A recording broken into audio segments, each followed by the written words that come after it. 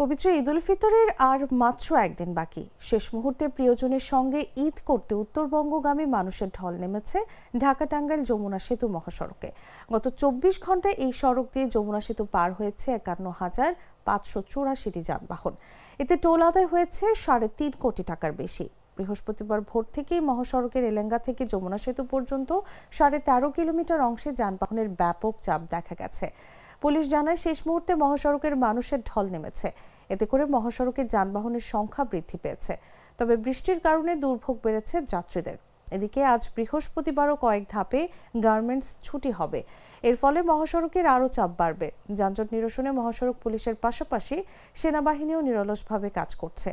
যমুনা সেতু কর্তৃপক্ষ জানায়, মঙ্গলবার রাত 12টা থেকে বুধবার রাত 12টা পর্যন্ত 24 ঘন্টায় 51,548টি যানবাহন পারাপার হয়েছে। এর মধ্যে ঢাকাগামী 18,744টি যানবাহন পারাপার হয়েছে। এতে টোল আদায় হয়েছে 1,54,71,950 টাকা। অপরদিকে উত্তরবঙ্গগামী 32,840টি যানবাহন পারাপার হয়েছে।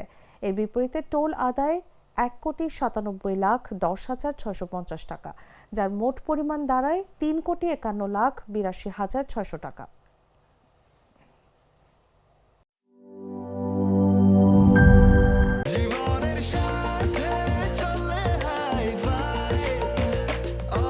স্বাস্থ্যকর অল টাইম, সব সময় অল টাইম হেলদি লাইফ।